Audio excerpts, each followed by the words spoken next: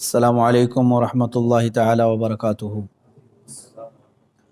الحمد للہ الحنان المنان الذي خلق الانسان وعلمه البیان والصلاة والسلام علی رسولہ سید الانس والجان وعلی آلہ واصحابہ ذوی الخیر والاحسان، اما بعد فاعوذ باللہ من الشیطان الرجیم، بسم اللہ الرحمن الرحیم۔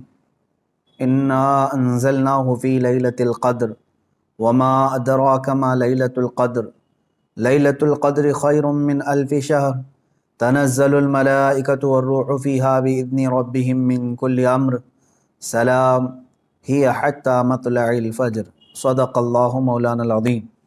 بارگاہ رسالت مآب صلی اللہ تعالیٰ علیہ وسلم میں درود پاک کا ہدیہ پیش کریں۔ اللہم صلی علی سیدنا و مولانا محمد معدن الجود والکرم وآلہ واصحابہ الکرام وابنہ الکریم وبارک وسلم صلاۃ دائمۃ سرمدا ابدا۔ عزیزان گرامی وقار، آج کی یہ شب احادیث رسول صلی اللہ تعالیٰ علیہ وسلم کے مطابق ممکنہ لیلۃ القدر میں سے ہے۔ حضور اکرم صلی اللہ تعالیٰ علیہ وسلم کے فرمان عالی شان میں یہ ملتا ہے کہ شب قدر کو رمضان کی آخری طاق راتوں میں تلاش کرو، 21، 23، 25، 27 اور 29۔ اور اکثر فقہائے کرام، اولیاء کاملین اور بزرگوں کا رجحان لیلۃ القدر کے متعلق اس رات ہی کی طرف گیا ہے، وہ 27ویں شب ہی ہو سکتی ہے، زیادہ غالب گمان یہ ہے۔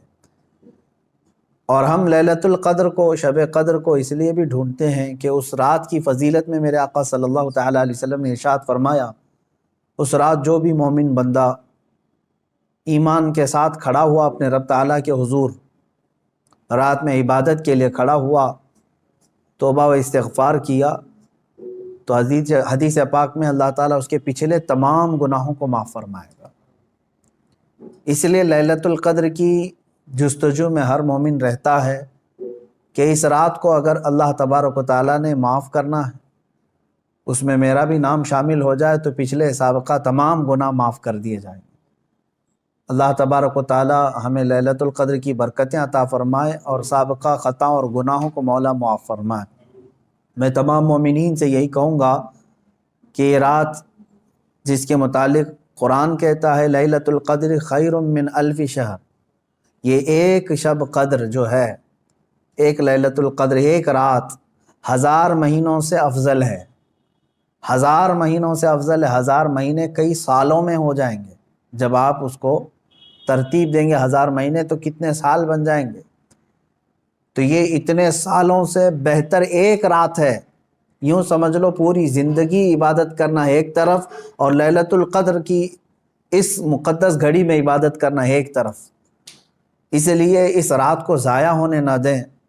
جو لوگ اس رات کو عیش و عشرت میں اور ادھر ادھر بیٹھ کر کے یا پھر گھومنے پھرنے میں، بائک رائڈنگ میں اور لوگوں کے تماشے دیکھنے میں جو گزارتے ہیں، میں سمجھتا ہوں وہ بہت بڑے حرمہ نصیب ہیں۔ انہوں نے اپنی قسمت میں ملی ہوئی اس رات کو اپنے ہاتھوں ضائع کیا، ہلاک کیا۔ اور اسی لیے میرے آقا صلی اللہ تعالیٰ علیہ وسلم کی حدیث بھی ملتی ہے، وہ شخص تباہ و برباد ہو جائے، ہلاک ہو جائے جو رمضان کو پایا مگر اس کی قدر نہیں کیا۔ اب حضور پاک صلی اللہ تعالیٰ علیہ وسلم نے اس کے لیے دعائے ہلاکت فرمائی ہے، تو ایسا بندہ تو ہلاک ہونا ہی ہے، ایسے کو تو برباد ہونا ہی ہے جو رمضان پایا لیکن اس کی قدر نہیں کر سکا۔ تو میرے عزیزو، میں تمام نوجوانوں سے یہی کہوں گا، تمہارے لیے کھیلنے کودنے اور دوسرے کاموں کے لیے اور بھی بہت سارے اوقات ہیں، لیکن اس پاکیزہ وقت کو اس طرح ضائع نہ کرو۔ اور جو دیکھنے میں ملتا ہے، اس رات کو لوگ دوست احباب کے ساتھ نکل پڑتے ہیں، چلو عیش و عشرت کرنا ہے، کچھ گھومنا ہے پھرنا ہے، لوگوں کو پریشان کرنا ہے۔ اب تو حالات لاک ڈاؤن کے ہیں، باہر اگرچہ جانے نہ ملے مگر اپنے نوجوان بچے اپنے ہی محلے میں لوگوں کو، پولیس کو پریشان کرنے کے لیے نکلتے ہیں۔ تو کیا یہ رات اس طرح کے عیاشیوں کے لیے آتی ہے؟ کیا تم اس کو اوروں کی طرح، غیروں کی طرح سمجھتے ہو کہ انٹرٹینمنٹ کی ایک رات ہے، دوسروں کے تہواروں کی طرح رقص کرنا، ناچنا، شراب پینا، معاذ اللہ؟ یہ وہ رات ہے جو تمہارے سابقہ گناہوں کو معاف کرنے کی بشارت لے کر کے آ رہی ہے، تم اس کی طرف توجہ نہیں دیتے۔ تو پھر ایک بات یہ بھی یاد رکھ لو، تم میں سے کسی کو یہ بات خبر نہیں ہے، کسی کو معلوم نہیں ہے کہ اگلا رمضان تمہاری زندگی میں آئے گا کہ نہیں آئے گا، نہیں معلوم ہے۔ یہاں تو لاشیں اس طرح سے دیکھنے کو مل رہی ہیں، روزانہ موت کی خبریں اس طرح عام ہو چکی ہیں۔ تو آپ اندازہ کرو کہ اگر آپ کو اللہ تعالیٰ نے یہ رات عطا کیا ہے تو یہی سوچ کر کے کہ آپ عبادت کرو کہ شاید میری زندگی کی آخری رات ہوگی، یہ لیلۃ القدر شاید میری زندگی میں دوبارہ نہیں ملے گی۔ جب یہ تصور تمہارے اندر آئے گا تو انشاءاللہ عبادت کا ایک ذوق بھی بڑھ جائے گا، لطف بھی آئے گا، اور اللہ تعالیٰ سے گڑ گڑا کر کے مانگو گے بھی۔ اس طرح سے مانگو کہ مولا اگر یہ میری زندگی کی آخری شب قدر ہے تو اس رات کو بخشے بغیر مجھے اپنی جگہ سے نہ اٹھا، میرا نام بخشے وہ میں شمار فرما۔ جیسے کہ حضور پاک صلی اللہ تعالیٰ علیہ وسلم مکہ مکرمہ حاضر ہوئے اور جب واپس ہونے لگے تو خانہ کعبہ کے پاس آپ نے یوں دعا فرمائی تھی کہ اللہ اگر یہ میری آخری زیارت ہے خانہ کعبہ کے پاس تو پھر یہاں سے مولا ہم سب کی مغفرت کے بغیر ہمیں باہر نہ فرما۔ تو اس طرح سے آپ اس رات کو بھی یہ سمجھ کر کے دعا کریں کہ اگر میری زندگی میں اور دوبارہ رمضان آنا نہیں ہے یا لیلۃ القدر آنے کا ہماری زندگی میں کوئی نصیبہ نہیں ہے تو مولا اس رات کو ہی ہمیں معاف فرما دے اور اس کے بعد والی زندگی کو کبیرہ اور صغیرہ گناہوں سے محفوظ فرما دے۔ یہ لیلۃ القدر کے سلسلے میں میرے عزیزوں عبادتوں کا اہتمام کریں، عورتیں اپنے گھروں میں بچوں کو بھی لے کر بچیوں کو بھی لے کر بیٹھیں۔ صرف جاگنا اصل مسئلہ نہیں ہے، بعض لوگ سمجھتے ہیں کہ جاگنا چاہیے، جاگنے کا مطلب موبائل لے کر بیٹھ کر کے جاگنا، یہ فضیلت کی بات ہے۔ جاگنا اس کے لیے افضل ہے جو اپنے آنکھیں قرآن کی تلاوت میں لگا چکا ہو یا اپنے جسم کو رب ذوالجلال کی عبادت میں مصروف کر چکا ہو۔ اور اگر خالی جاگنا اور غیبت کرنا، چغلی کرنا یا واہیات دیکھنا ہے تو میں سمجھتا ہوں اس سے بہتر ہے سو جانا اس آدمی کا، وہ سو جائے گا تو کچھ گناہوں سے بچ جائے گا۔ تو یہ محض گناہ کرنے کے لیے جاگنا یہ افضل نہیں ہے اور نہ ہی اس میں کوئی نیکی کی بات ہے۔ اللہ تبارک و تعالیٰ سب کو اصلاح کی توفیق عطا فرمائے۔ آج میں خصوصیت کے ساتھ اس لیلۃ القدر میں آپ تمام کے سامنے حاضر آیا ہوں ایک درد دل لے کر کہ فلسطین کے مسلمانوں کے ساتھ جو حالات آج پیش آ رہے ہیں یہ نئی بات تو نہیں ہے، پچھلے 70 سالوں سے وہ اس ظلم کو برداشت کر رہے ہیں، لیکن اب حد ہو گئی ہے مسلمانوں۔ مسجد اقصیٰ میں بیت المقدس میں اسرائیلی پولیس داخل ہو کر اپنے جوتوں سمیت اور گولیوں سے مسلمانوں کو نشانہ بنانا، باضابطہ ہمیں وہاں کی جو خبریں آ رہی ہیں لوگ نماز میں مشغول ہیں، دعاؤں میں مشغول ہیں۔ کل بڑی رات تھی وہاں پر، کل لیلۃ القدر تھی، شب قدر کے لیے وہاں پر ہزاروں کی تعداد میں لوگ جمع ہیں، بچے بھی ہیں، بوڑھے بھی ہیں، جوان بھی ہیں، عورتیں بھی ہیں، وہ پیچھے آمین کہنے کے لیے آ بھی جاتی ہیں۔ ان سب کو ان ظالموں نے نشانہ بنایا ہے۔ مسجد اقصیٰ خون میں نہا رہی ہے، قبلہ اول ہمارا، بیت المقدس ہمارا، آج وہاں خون کی ہولی کھیلی جا رہی ہے۔ اب مجھے یہاں پر بات صرف اتنی کرنی ہے کہ وہ کہاں گئے سیکولر کے بھوت، وہ کہاں گئے جو انصاف اور امن و امان کی بات کرنے والے، ہیومن رائٹس کی تنظیمیں، کیا ان کے منہ میں گھی لگ گیا ہے؟ کیا ہے آج ان مسلمانوں کے خلاف جو حالات پیدا کیے جا رہے ہیں اسرائیلیوں کی طرف سے، اس پر کوئی آواز نہیں اٹھاتا؟ یہ دہشت گردی نہیں ہے میرے عزیزو؟ آپ سمجھو پوری دنیا ایک طرفہ دہشت گردی کے لیبل کو صرف مسلمانوں پر چسپاں کرنا چاہتی ہے۔ ورلڈ کا سب سے بڑا دہشت گرد ہے یہ اسرائیلی حکومت کے انڈر میں اس طرح کی جو سازشیں ہو رہی ہیں۔ آپ سوچیں کسی بھی مذہب کے، کسی بھی دھرم کے لوگ جب عبادت میں ہوتے ہیں تو گویا کہ وہ دنیا سے کنارہ ہو کر اپنے اپنے خدا کے پاس جا رہے ہیں، یہی تو ان کا تصور ہوتا ہے۔ عبادتوں کے وقت کسی کو گولیوں کا نشانہ بنانا اور صفوں کو درہم برہم کرنا اور بچوں پر بھی گن تان لینا اور وہاں کے نوجوانوں کے سر پر جوتیاں رکھ کر کے کھڑے ہو جانا عورتوں کے دوپٹے کھینچ لینا، یہ ہے ایک چہرہ اسرائیل کا جس کو دنیا بتانا نہیں چاہتی، اور وہ سب حد پار کر کے بھی امن کے مسیحا ہیں اور دہشت گرد ہم ہیں۔ وہ قتل بھی کرتے ہیں تو چرچا نہیں ہوتا، ہم آہ بھی کہتے ہیں تو ہو جاتے ہیں بدنام۔ میرے عزیزو، اب یہ وقت قیامت کے قریب کا ہے، آپ دیکھو کہ تمہارا مسیحا ہے کون تمہارے لیے آواز اٹھانے والا ہے۔ تقریباً 57 ممالک اسلامی نام سے جانے جاتے ہیں، ان میں کا کوئی لیڈر سوائے ترکی یا کچھ لوگوں کے؟ یہ سارے اپنے عیاشیوں میں مصروف ہیں۔ فلسطین کے بچوں کو ایک لقمہ کھانا دینے کے لیے بھی سعودی عرب کی حکومت تیار نہیں، امارات تیار نہیں۔ یہ تو اسرائیل کے ساتھ پینگے بڑھا رہے ہیں، اسرائیل کے ساتھ معاہدے کرنے چلے ہیں، اپنی پراپرٹیاں اور اپنے ایئرپورٹ ان کو گروی دینے کے لیے چلے ہیں۔ سمجھنے کی آج ضرورت ہے، جہاں اسلامی ملک ہم سمجھ رہے ہیں، سعودی ہو یا امارات ہو یا بحرین ہو یا قطر ہو، یہ تمام ممالک، ان سب کی نہ جانے کون سی مجبوریاں ہیں، یا ان کے گھروں میں کون سے یہودی آ کر داخل ہو چکے ہیں، یہ واللہ عالم۔ کہ نہ سیریا کے مارے جانے والے مسلمانوں کے لیے بات کرتے ہیں، نہ فلسطین کے نہتے بچوں کے لیے بات کرتے ہیں، نہ یہ برما کے قتل عام پر کوئی بات کرتے ہیں۔ ان کو تو کچھ لینا دینا نہیں ہے امت مصطفیٰ سے، بلکہ یہ الٹا امت کے ان غریب مسلمانوں کو بلیم کرتے ہیں کہ یہ اس طرح دہشت پھیلاتے ہیں۔ ایک وقت آئے گا، دیکھ لینا، ان کی کرسیاں ہلیں گی، وقت آئے گا جب ان کے تاج اچھالے جائیں گے، یہ سب بہت بری موت مارے جائیں گے۔ اس لیے کہ میں نے پڑھا ہے، کفر کی حکومت تو چل سکتی ہے لیکن ظلم کی حکومت نہیں چلے گی، ظلم زیادہ دن تک نہیں چلے گا، یہ صدائے بازگشت ہے، پلٹ کر کے واپس آنا ہے۔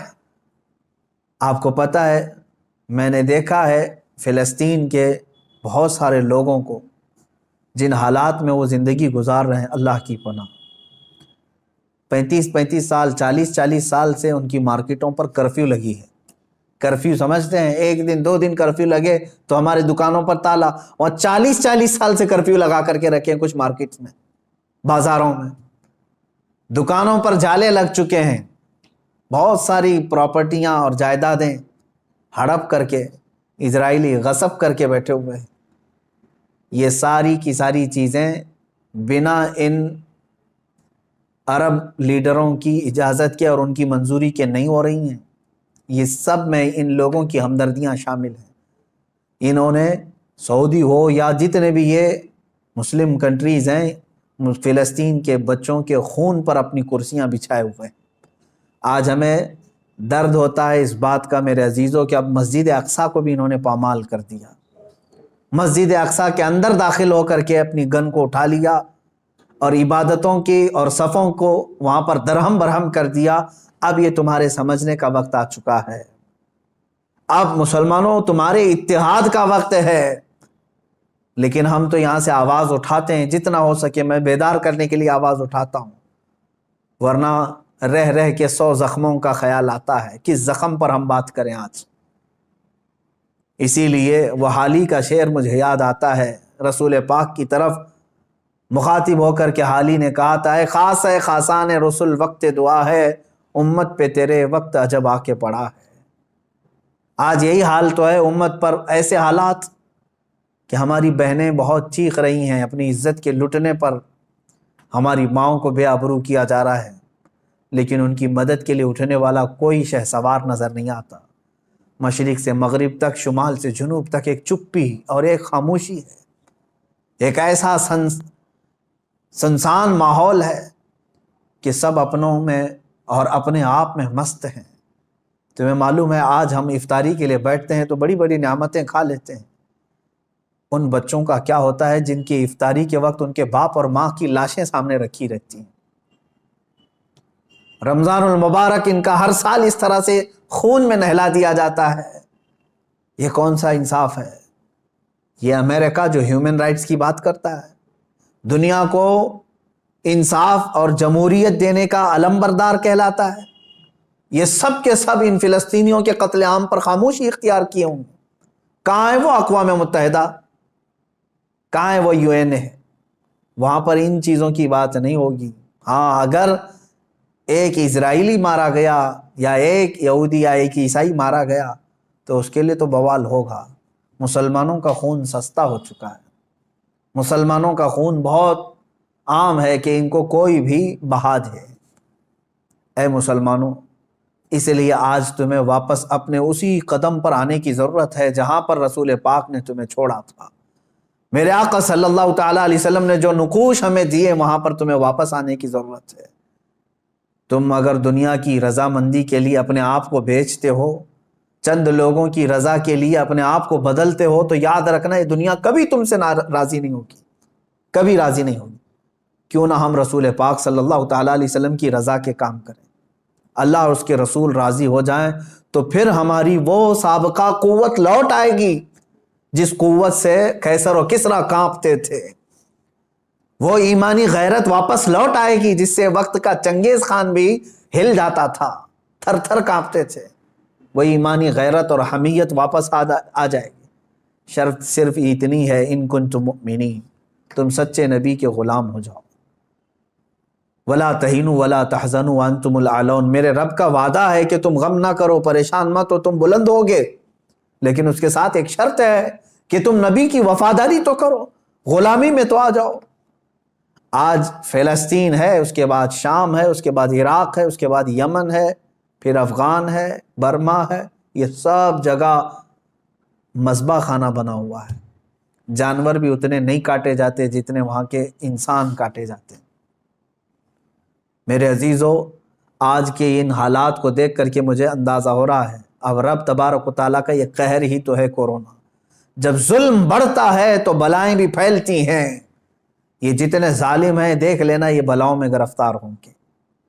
آج یہ جو حالات پیدا ہوئے ہیں، کثرت سے یہ بیماری کا پھیل جانا اور کثرت سے موتوں کا ہو جانا، آپ کیا سمجھتے ہیں؟ یہ بھی ایک اللہ تعالیٰ کے غضب کی نشانی ہے، یہ اس کے قہر کی نشانی ہے۔ تمہارے پاس لاکھوں کروڑوں بھی ہوں گے، تم بچ نہیں پاؤ گے اس کی پکڑ سے۔ ظلم سے باز آ جاؤ۔ ظلم ایک ایسی چیز ہے جس کو کبھی دنیا نے پسند نہیں کیا، اور ہر ظالم کا انجام بہت سخت ہوا ہے۔ وہ چنگیز خان جس نے لاکھوں کی لاشیں بچھا دی تھی محض گھوڑے پر بیٹھ کر کے، ایک بار اپنے ہاتھ میں کسی چیز کو لے کر کھیل رہا تھا۔ مجھے یاد آتی ہے بات، آج فلسطین کے بچوں کے لیے اب بھی میری امید ہے۔ لوگ یہ کہتے ہوں گے ان کے پاس کچھ نہیں، ارے وہ چھوٹے کنکر اور پتھر سے مقابلہ کر رہے ہیں، سامنے والے پیٹروٹ میزائل لے کر کھڑے۔ اسرائیلیوں کے پاس گن ہیں اور وہ بچوں کی کھوپڑیوں پر لگاتے ہیں، اور دوسری طرف نہتے بچے ہیں۔ لیکن مجھے پھر بھی میرے رب تعالیٰ کی ذات سے یقین ہے، امید نہیں، یقین ہے کہ وہ مولا کریم جس وقت حالات بدلتا ہے تو پھر ان یہودیوں کو دیکھ لینا، ان کو سر چھپانے کے لیے نہ کوئی پتھر ملے گا نہ کوئی درخت ملے گا۔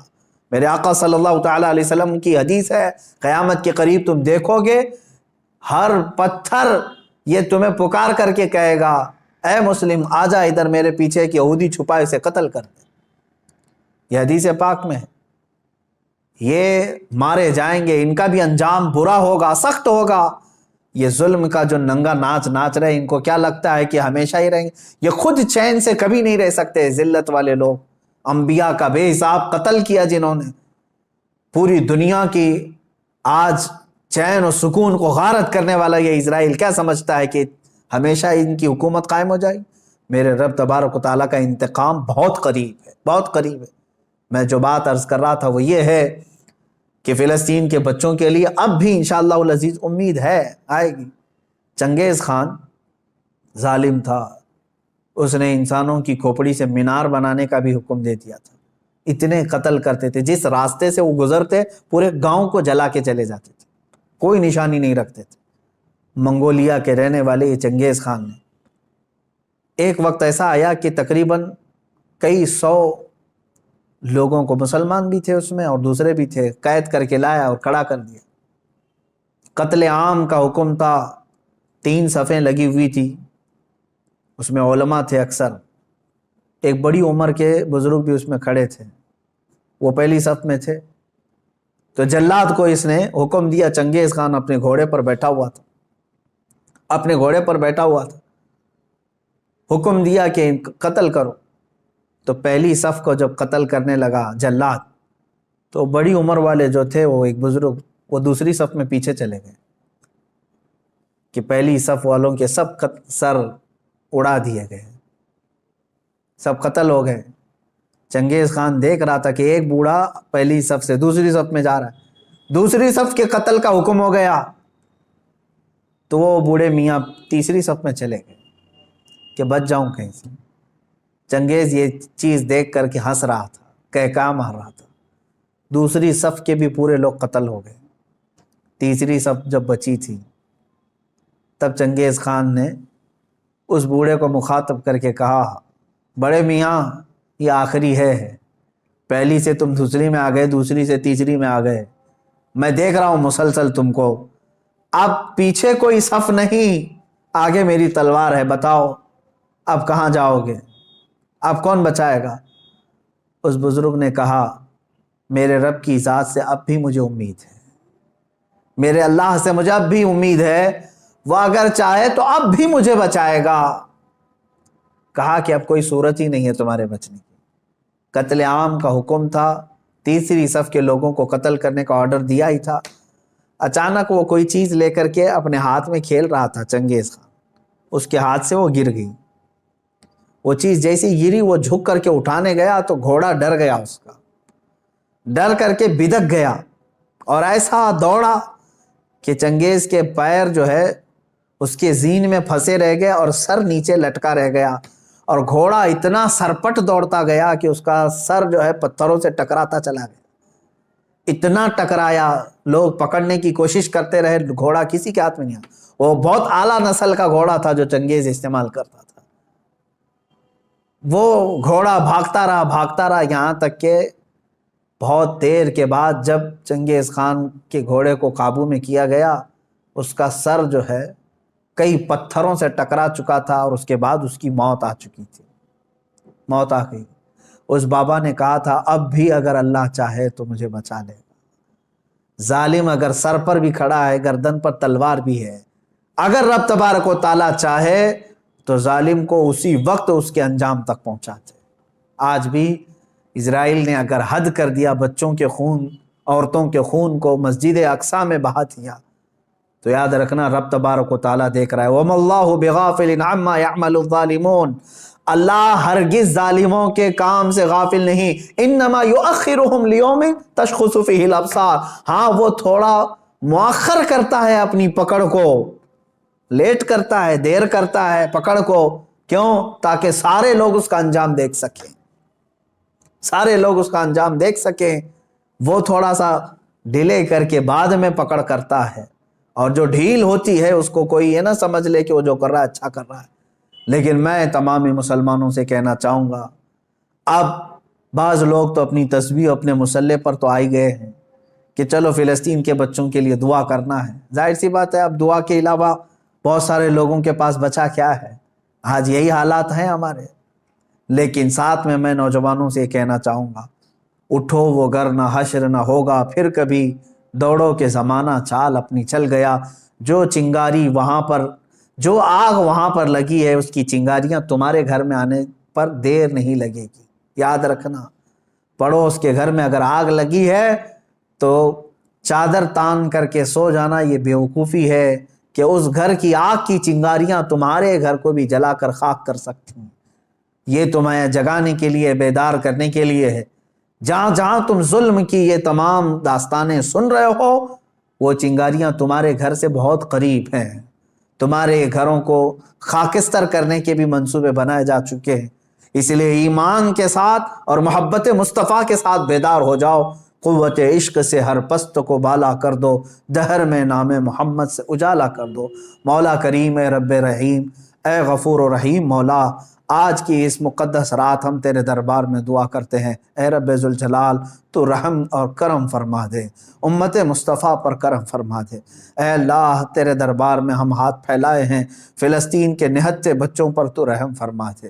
اے اللہ، رمضان کا پاکیزہ مہینہ ہے، اے کریم خدا، رمضان میں لوگ روزے سے رہتے ہیں، دن بھر بھوکے رہتے ہیں۔ اے کریم خدا، اسرائیلی یہودی ظالم جنہوں نے ان کی افطاری سے قبل ان کو خون میں نہلا دیا ہو، یا ان کے رات کی تراویح میں ان کو خون سے نہلا دیا ہے، مولا تو کریم ہے، تو رؤوف و رحیم ہے، عزیز ذو انتقام ہے، ان ظالموں کو کیفر کردار تک پہنچا دے، ان کو تہس نہس فرما دے، اسلام و سنیت کا بول بالا فرما، کفر و شرک کا منہ کالا فرما، جتنے برے منصوبے اسلام اور مسلمانوں کے خلاف بنائے جاتے ہیں مولا سب کو تو خاک میں ملا دے۔ اے رب ذوالجلال احسن الخالقین، ہم سب کے تمام پچھلے سابقہ گناہوں کو معاف فرما دے، نیک اور اچھی زندگی عطا فرما دے، تیرے حبیب پاک صلی اللہ تعالیٰ علیہ وسلم کی سچی پکی عقیدت و محبت نصیب فرما، لیلۃ القدر کی برکت سے مولا ہم سب کی مغفرت فرما، جتنے لوگوں نے مجھے دعا کی درخواستیں کی ہیں سب کی جائز مرادیں پوری فرما، ہماری ماؤں بہنوں بچیوں بیٹیوں بہوؤں سب کی عزت و آبرو کی حفاظت فرما، جو بے اولاد ہیں انہیں صالح اولاد عطا فرما، جو بے روزگار ہیں انہیں حلال روزیاں عطا فرما، جو مقروض ہیں ان کے قرضوں میں آسانیاں عطا فرما۔ اے رب ذوالجلال، جو جس پریشانی میں مبتلا ہے تو بہتر جانتا ہے، تو علیم و خبیر ہے، مولا سب کی پریشانیوں کو دور فرما دے۔ مولا ہماری نسلوں میں قیامت تک عاشقان مصطفیٰ پیدا فرما، ہماری اولاد کو ہماری نسلوں کو گستاخان رسول سے بچا لے۔ اے رب ذوالجلال، ہماری دعاؤں کو رسول پاک صلی اللہ تعالیٰ علیہ وسلم کے صدقے و توسل قبول فرما۔ وصلی اللہ تعالیٰ علی خیر خلق محمد وآلہ واصحابہ اجمعین، وآخر دعوانا ان الحمد للہ رب العالمین۔ السلام علیکم۔